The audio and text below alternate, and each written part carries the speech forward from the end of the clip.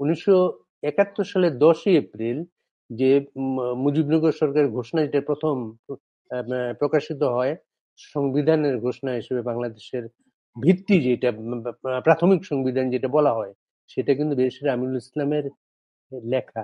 ওই পুরোটাই ওই আমিনুল ইসলামের লেখা।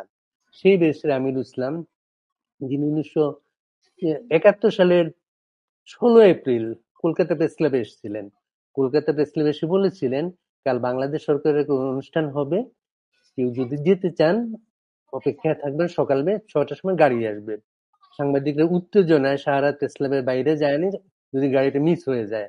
সাহারা প্রেস ক্লাবে ছিল, সকালবেলা গাড়ি আসলো এবং তারা রওনা শুরু করলো, এবং সেই গাড়িটা মুজিবনগর গিয়ে পৌঁছলো। সেখানে প্রবাসী সরকার শপথ নিল। আমার পিতার কথা যখন বলছেন, বাংলাদেশের জন্ম সনদ, বোধহয় সাধারণ মানুষ এটা ভালো বোঝে। 17 এপ্রিল তো আমাদের প্রবাসী না, প্রথম সরকার ফাউন্ডিং গভর্নমেন্ট ওথ নিলেন। আর এই জন্ম সনদের হয়েছিল 10ই এপ্রিল 1971, এক সপ্তাহ আগে। ইনফ্যাক্ট সেদিনই ওথ নেওয়ার কথা ছিল। আমি যেটা শুনেছি বাড়ি ভাই, সেটা হচ্ছে তখন শত্রুপক্ষ নাকি চুয়াডাঙ্গায় হওয়ার কথা ছিল, ওখানে এয়ার বম্বার্ডমেন্ট হয়, তো যার কারণে এটা এক সপ্তাহ পিছিয়ে দেওয়া হয়। এবং পরে বাবারা এবং বিএসএফ এর হেড এবং তাজউদ্দিন কাকা, এনারা 3 জন মিলে, তখন তো পুরোনো দিন, ম্যাপ খুলতে হয়। ম্যাপ খুলে এই জায়গাটা চয়েস বাবাই করেছিলেন, কারণ উনি তো তখন আওয়ামী লীগের আপনার কুষ্টিয়ার ডিভিশনের ওখানকার হুইপো ছিলেন, দলের আপনার দায়িত্বপ্রাপ্ত একজন ছিলেন, এবং ওই সমস্ত জায়গায় উনি চড়ে খেয়েছেন। So he knew it like the back of his hand. এবং যেহেতু এটা একটা আম্রকুঞ্জ, ওখানে আপনার অনেক গাছপালা আছে, সবুজ।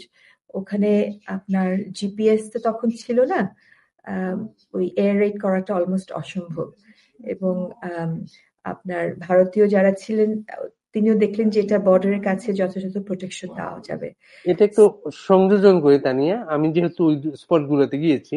প্রথম হচ্ছে 10 এপ্রিল সেই ঘোষণাটা, তখন ইলেক্টেড এমএনএ এমপি এদের বৈঠক হয়েছিল আগরতলা সার্কিট হাউসে। সেখানে কিন্তু ঘোষণাটা প্রথম আসে। তখন চুয়াডাঙ্গা জায়গা যখন ঠিক হয়, চুয়াডাঙ্গা তখন ডক্টর আসাবুল হক বলে আওয়ামী লীগের একজন নেতা ছিলেন, ওনার নেতৃত্বে আয়োজনটা চলতেছিল। চুয়াডাঙ্গায় উনি একটা ভুল করার কারণে উনি এই ঘটনাটা, এই প্রস্তুতিটা একটা বিদেশি সাংবাদিকদের বলে দিয়েছিলেন। রেডিওতে প্রচার হওয়ার যার কারণে পাকিস্তানি বাহিনী চুয়াডাঙ্গাটা দখল করে ফেলেন, এবং চুয়াডাঙ্গা সেটা সম্ভব হয়নি। পরে ডক্টর অ্যাডভোকেট ইউনুস আলী বলে আরেকজনের নেতৃত্বে মেহেরপুরে আয়োজনটা হয়। সেই আয়োজনে 17 এপ্রিল মুজিবনগর সরকারের সব নেতারা সেখানে আসেন, সেখানে নতুন সরকারটা শপথ নেয়। কারেক্ট বাড়ি ভাই, এবং এটাকে একদম সিক্রেট রাখা হয়েছিল। এই 3 জন ব্যতীত, তাজউদ্দিন কাকা, বাবা এবং বিএসএফ যিনি ছিলেন, উনি ছাড়া এটা কেউ জানতেন না। তো আপনি কারেক্ট ঠিকই বলেছেন, ওনারা তো খুব ডাটে গিয়ে আপনার আমন্ত্রণ জানিয়ে এসেছেন এবং বলেছেন আপনারা হবে বাংলাদেশ সরকারের প্রতিনিধি, গাড়ি সকালে আমরা দেব। কিন্তু গাড়ি কোত্থেকে আসবে কিন্তু তখন ওনারা জানেন না। সারা রাত নাকি আমি পরে শুনেছি, নিহারঞ্জন বাবু বলে একজন আছেন, তিনি হচ্ছেন কলকাতার এইসব ট্যাক্সি ড্রাইভারদের, ওই তাদের যে লেবার ইউনিয়ন ছিল তার নেতা। ওনার সঙ্গে সারা রাত দরবার হয়, এবং ওনার সঙ্গে দেখা হয়েছিল 4-5 বছর আগে। বাবাও গিয়েছিলেন কলকাতায় একটা চোখের ওনার অপারেশনের চোখ দেখাতে ডাক্তারের কাছে। তো নিহারঞ্জন বাবুর তখনই বোধহয় 90-এর উপরে বয়স, কিন্তু এত সাপ মেমোরি বাড়ি ভাই, ওনার সব মনে আছে। এবং উনি আমাদের সঙ্গে গল্পগুলো করলেন কিভাবে সব অ্যাম্বাসেডারের গাড়ি, ওই পুরনো অ্যাম্বাসেডর তো কলকাতার ওই ট্যাক্সি ড্রাইভারদেরকে উনি জড়ো করেছিলেন, এবং এটা ওনার এটা আপনার কৃতিত্বেই আমার তখন বাংলাদেশ সরকার এই গাড়ির ব্যবস্থা করে। এবং বাবা বলেছিলেন একটা চ্যালেঞ্জে পড়ে গেছিলেন ওনারা, কারণ গার্ড অফ অনার তো দিতে হবে। আমাদের ওসমানী সাহেবকে খুঁজে বের করা হলো, কিন্তু ওসমানী সাহেব ওয়াজ ভেরি স্লিম ব্যক্তি, ওনার কোনো আপনার পোশাকই ওনার গায়ে লাগছিল না, হি ওয়াজ সো স্লিম। তো কনসিকুয়েন্টলি তখন গড়িয়াহাট থেকে বোধহয় একটা আপনার টেইলারকে জোগাড় করা হলো, কাপড় কেনা হলো, এবং ওনাদের চ্যালেঞ্জ ছিল সকালবেলা 6টার ভিতরে ওনার যাতে পোশাকটা তৈরি হয় যেটা নাকি ফিট করবে। সো বিহাইন্ড দ্য সিন অনেক ধরনের আপনার এরকম ক্রাইসিসের ভিতর দিয়ে ওনাদেরকে যেতে হয়েছিল। এবং আপনি আরো রিকল করবেন যে স্পেশালি আমেরিকান সাংবাদিকরা, আপনি যেহেতু ওই জায়গায় হয়তো ছিলেন সেই সময়, তারা জিজ্ঞেস করেছিল যে আমাদেরকে নিয়ে যাচ্ছে, এটা কোথায় যাচ্ছি আমরা। এবং তখন তো তারা ওই জিপিএস তো ছিল না, ওরা কম্পাস ওদের হাতে ছিল, যে কম্পাস দিয়ে দেখবে এটা কোন জায়গায় যাচ্ছে, কি যাচ্ছে।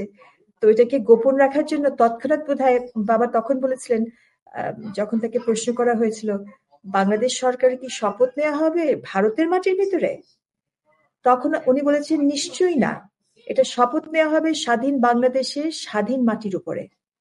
তখন তারা বলেছিল এই জায়গার নাম কি, তো ওটাকে তো গোপন রাখতে হবে। তৎক্ষণাৎ উনি on his fit, thinking on his fit, উনি বলেছিলেন জায়গার নাম মুজিবনগর। That's how মুজিবনগর নামটা it came about. আমি পরে এই বেশটা আমি মুসলিমদের মুখে শুনে শুনে আমি বিভিন্ন সময় এগুলো রিপোর্ট করেছিলাম। Right. এবং সবচেয়ে যেহেতু কৃষ্ণ এই অনুষ্ঠান স্থল যেটা ওইখানে বিভিন্ন সময় রিপোর্ট করেছিলাম। এবং অ্যাডভোকেট ইউনুস আলী যিনি আয়োজক ছিলেন, উনি একটা চমৎকার তথ্য দিয়েছিলেন যে ওই সময় হঠাৎ করে তাদের খেয়াল হলো ওখানে যে আমার সোনার বাংলা গাইবে এমন কেউ নেই, যে এই গানটা কেউ জানে এমন কেউ নেই।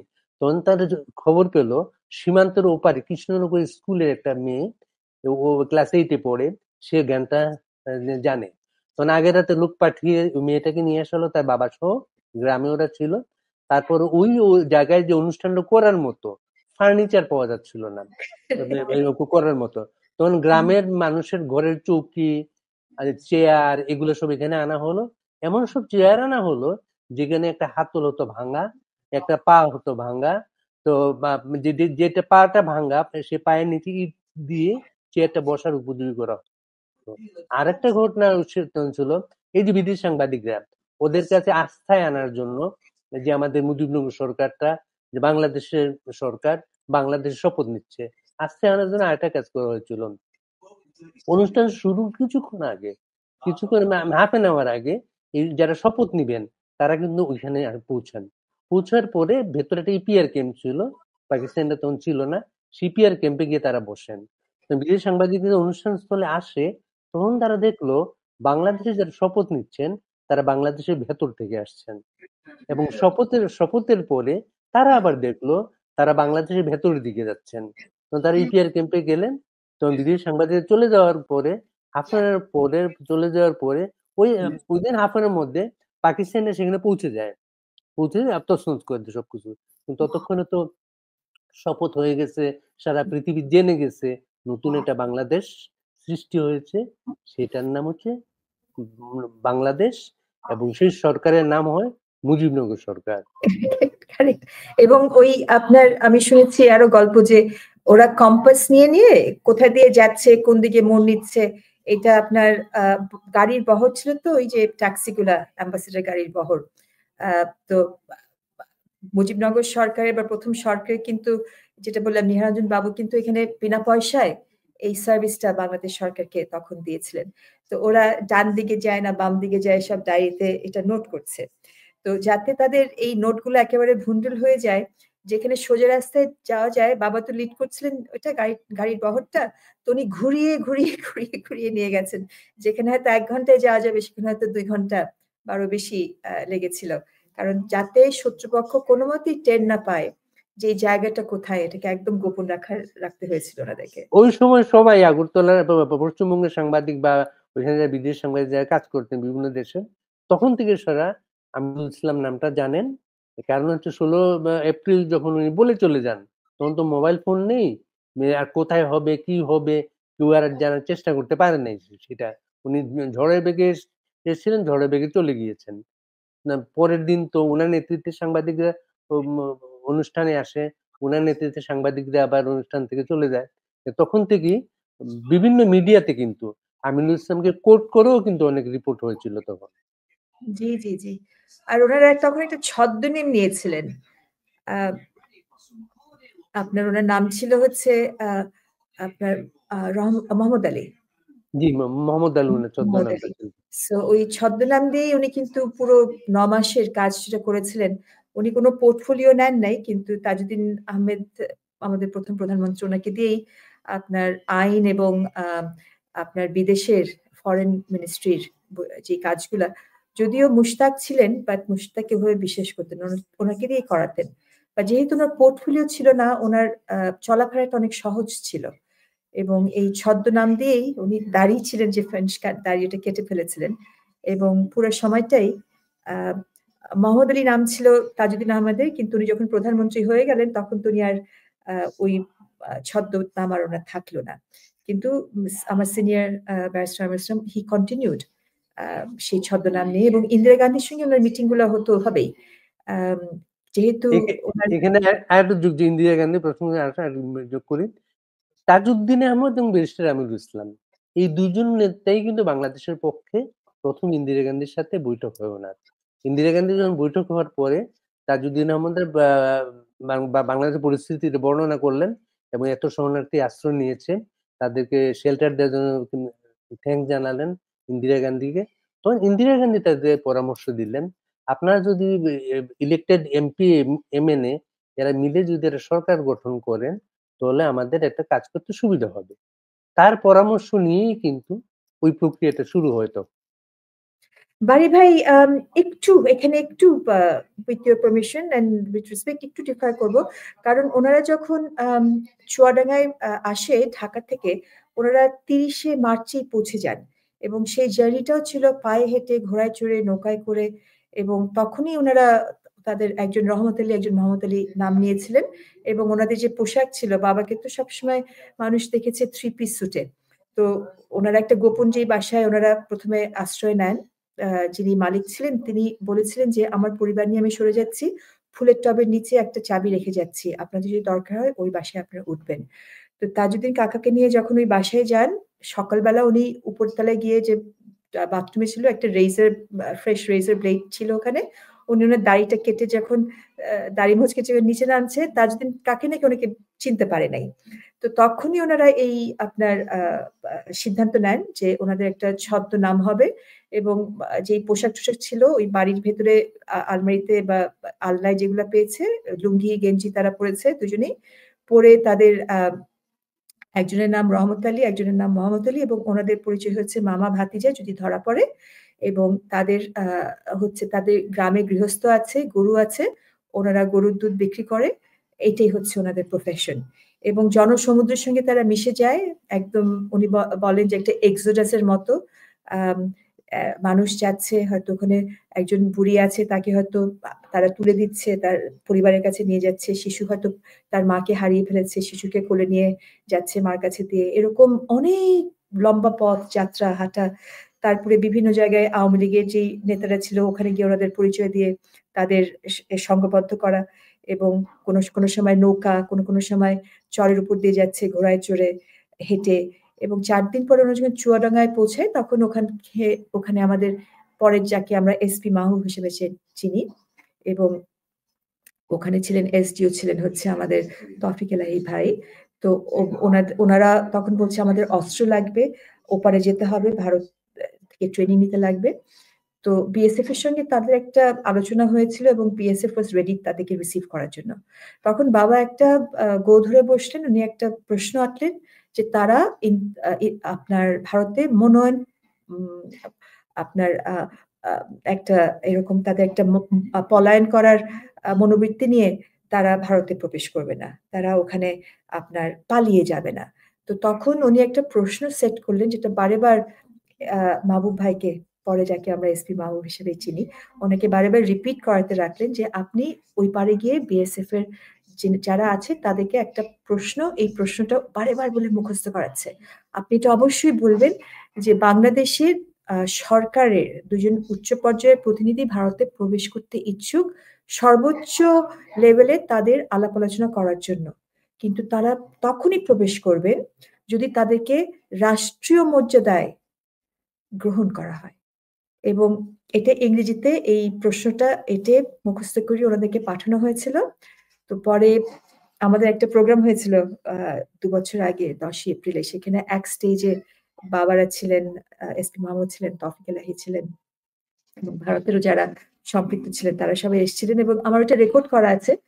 তৌফিক ভাই বলছে যে আপনার সন্ধ্যা হয়ে যাচ্ছে, জঙ্গলের ভিতরে সাপ ব্যাং ডাকছে, তারপর ফাইনালি ভারতের থেকে তারা এসে পুরা গার্ড অফ অনার ওনাদেরকে দেয়া হলো, তারপর ওনাদেরকে সম্মান দিয়ে মর্যাদা ভাবে ভারত যখন তাদেরকে গ্রহণ করলো, তখনই তারা ভারতে প্রবেশ করে।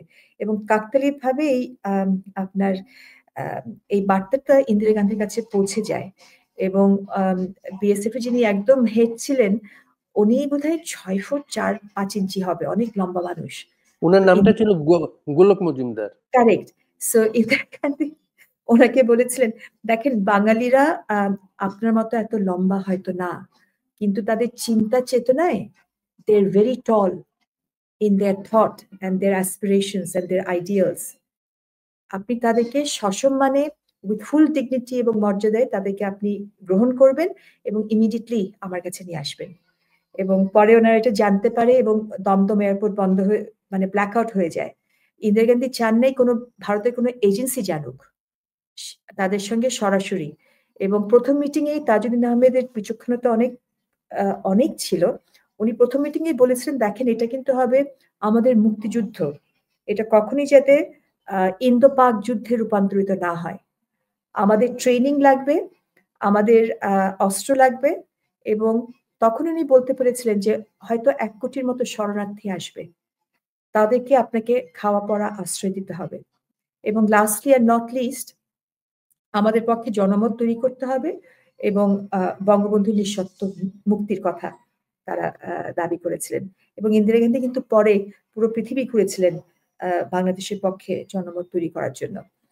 তো এই সরকার, বাংলাদেশের সরকারের প্রতিনিধি হিসেবে তারা যে ওখানে প্রবেশ করলেন, আবার আমার সিনিয়রের যুক্তি এটাই ছিলেন যে 1 মার্চ থেকেই তো বঙ্গবন্ধু একটি সরকার তৈরি করে গেছেন। এবং 1 মার্চ থেকেই তারা হচ্ছে, আমরা ছিলাম যারা ইলেক্টেড প্রতিনিধি, তাদের মাধ্যমে আপনার 4 নেতাকে দিয়ে একটা টাস্ক ফোর্স তৈরি করা হয়। এবং সেটা যিনি সেক্রেটারি জেনারেল ছিলেন আপনি জনাব তাজউদ্দিন আহমেদ, তাকে অ্যাসিস্ট করার জন্য আমার সিনিয়র ব্যারিস্টার আমিরুল ইসলাম এবং ডক্টর কামাল হোসেনকে নিয়োগ দেওয়া হয়। তো উনি বলেছিলেন, নতুন করে তো কোনো সরকার করার দরকার নেই, বরঞ্চ এটাই ছিল বৈধ সরকার, ডিফ্যাক্টো সরকার, সরকার ইলেক্ট। আর পাকিস্তানি হয়ে গেছে তখন অবৈধ সরকার। যেমনটি ট্রাম্প ওথ নিল, হি ওয়াজ দ্য আপনার প্রেসিডেন্ট ইলেক্ট, তাই না? সো এটা হচ্ছে ইলেক্টেড সরকার, হচ্ছে আমরাই। আমাদের 169 আসনের থেকে 167 আসন নিরঙ্কুশ বিজয় হয়েছিল। তো আমরা ছিলাম সরকার ইলেক্ট। এবং ইস্ট বেঙ্গল কিন্তু চলছিল 32 নম্বর থেকে, এবং 32টা নির্দেশনা দিয়েছিলেন আপনার বঙ্গবন্ধুর নেতৃত্বে এবং আন্ডার দ্য সিগনেচার অফ আপনার তাজউদ্দিন আহমেদ, যে কখন আপনার মন্ত্রণালয় চলবে। এবং ইয়াহিয়া খান যে বাংলাদেশে বা তখন ইস্ট বেঙ্গলে ঢাকায় এসেছিলেন, পারমিশন নিতে হয়েছিল যে উড়োজাহাজ নামতে পারবে কি পারবে না। তো পুরা রাষ্ট্র কিন্তু তখন চলছিল। তো ওইটাই উনি যুক্তি দিয়েছিলেন যে সরকার তো অলরেডি আছেই। এবং এটা ইন্দিরা গান্ধীর পরামর্শে ঠিক বলা যাবে না, ওনারা কিন্তু ঢুকেছেনই সরকারের প্রতিনিধি হিসাবে। তখন ইন্দিরা গান্ধী জিজ্ঞেস করেছিলেন ওনাদের সেকেন্ড মিটিং এ যে আপনারা এটা সরকারের প্রতিনিধি হিসেবে ঢুকেছেন, এটা কি কোনো ফর্মালাইজ করা হয়েছে কিনা, where is this government of years. তো তখন ওনারা সিদ্ধান্ত নেন যে ইয়েস, আমাদের এটাকে এখন ফর্মালাইজ করতে হবে। এবং যে সরকার করা হয় সেখানে কিন্তু রাষ্ট্রের প্রধান বঙ্গবন্ধুকে রাখা হয়। এবং তারা যারা ইলেক্টেড রিপ্রেজেন্টেটিভ, তারা সবাই একে অপরের সঙ্গে আপনার পরামর্শ করে তারা নিজেদেরকে রূপান্তরিত করে। যেহেতু ইলেক্টেড রিপ্রেজেন্টেটিভরা কাজের যে দায়ভার ছিল সেটা পালন করতে পারছে না, যেহেতু একটা অন্যায় যুদ্ধ সাধারণ আনাম সিভিলিয়ানদের উপরে পাকিস্তান চাপিয়ে দেয় এবং গণহত্যা চলমান, সেই কারণে তারা একটা কনস্টিটিউয়েন্ট অ্যাসেম্বলি হিসাবে নিজেদেরকে রূপান্তরিত করেন এবং বঙ্গবন্ধু যেই স্বাধীনতার ঘোষণা দিয়েছিলেন 26শে মার্চ, সেটাকে তারা অনুমোদন করেন, রাটিফাই করে তখন তারা যেহেতু will of the people is supreme, জনগণের ইচ্ছেটাই হচ্ছে সর্বোচ্চ, এটাকে তারা স্বীকৃতি দিয়ে তারা যেহেতু ডিউটি বাউন্ড, তারা যেহেতু ওথ বাউন্ড, জনগণের পক্ষে তারা জনগণের প্রতিনিধি, তারা ডিক্লেয়ার করেন পিপলস রিপাবলিক অফ বাংলাদেশ নামে একটি রিপাবলিকের। এবং সেটা জাতিসংঘের যে সনদ আছে, যে চার্টার আছে, সেটার উপরে আমরা আস্থা রেখেই আমরা নিজেদেরকে আত্মপ্রকাশ করলাম একটা সভরেন রাষ্ট্র হিসেবে। তো বঙ্গবন্ধু স্বাধীনতা যেটা দিয়েছিলেন 26 তারিখে, স্বাধীনতা দিলেই তো একটা রাষ্ট্রের জন্ম হয় না, রাষ্ট্রের জন্ম হয় আপনার 10 তারিখে, এবং প্রথম সরকার শপথ নেন হচ্ছে 17 এপ্রিল 1971। তো এটা ইন্দিরা গান্ধী রিকোয়েস্টে ঠিক না, ওনারা এই সরকার গঠন হয়েছে। ওনারা বাংলাদেশের থেকে যখন ভারতে প্রবেশ করবে তার আগেই তারা স্বীকৃতি পেয়েছিলেন একটি সরকারের প্রতিনিধি হিসাবে। সো পলায়ন মনোবর্তী নিয়ে তারা কখনোই ভারতে প্রবেশ করেনি, এবং ওনাদের মনে একটা জিনিস কাজ করছিল যে আপনার আগরতলা মামলার সময় বঙ্গবন্ধু আশাহত হয়ে ফিরে এসেছিলেন, এরকম ঘটনা যাতে না হয় সেজন্য তারা প্রবেশ করার আগেই ভারতের সঙ্গে বাংলাদেশের কি সম্পর্ক হবে এটা তারা জানতে চেয়েছিলেন। সো যদিও ভারত বাংলাদেশকে স্বীকৃতি দেয় 6 ডিসেম্বর 71 আপনার ফর্মালি, তবে আমি আর্গিউ করব যে ভারত ইনফর্মালি বাংলাদেশকে স্বীকৃতি দিয়েছে এবং বাংলাদেশের সরকারকে স্বীকৃতি দিয়েছে 30 মার্চ 1971। এবং সরকার গঠন হওয়াটা এটা একটা ফর্মালিটি, কিন্তু যেহেতু আমরা অলরেডি গভর্নমেন্ট ইলেক্ট ছিল, তারা আপনার ইস্ট বেঙ্গলের জন্য কিন্তু, এবং ইস্ট বেঙ্গলে তারাই কিন্তু আপনার ডিফ্যাক্টো এবং ডি জুরে সরকার ছিল।